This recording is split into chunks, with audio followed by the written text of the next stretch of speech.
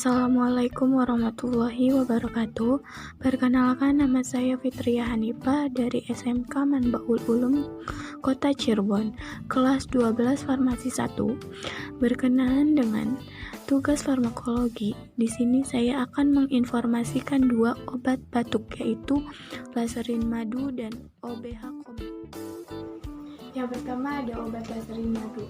Laserin madu merupakan obat tradisional yang diformulasikan dari sari-sari tumbuhan berkhasiat obat yang ada di Indonesia. Obat ini berfungsi untuk meredakan batuk, melegakan pernapasan, serta mengatasi gejala masuk angin pada anak-anak.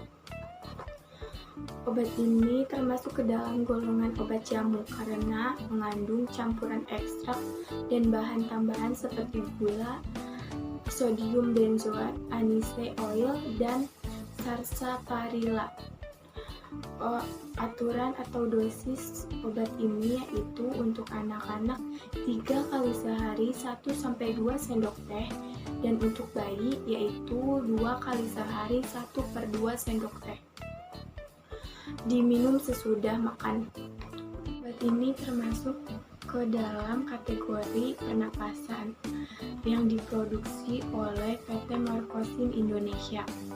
Yang kedua yaitu OBH kombi. OBH kombi diindikasikan untuk meredakan batuk yang disertai gejala-gejala flu seperti demam, sakit kepala, hidung tersumbat, dan bersin-bersin.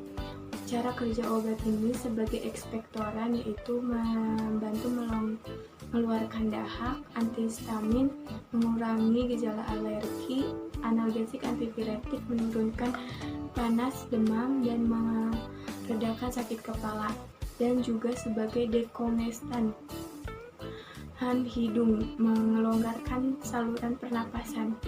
Obat ini termasuk ke golongan obat bebas terbatas. Aturan pakai atau dosis obat ini untuk dewasa dan anak-anak di atas 12 tahun yaitu 3 kali sehari 15 ml.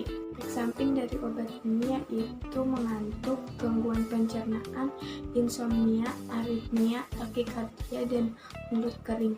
Penggunaan besar dan jangka panjang obat ini dapat menyebabkan kerusakan hati. Obat ini diproduksi oleh PT Kombipat.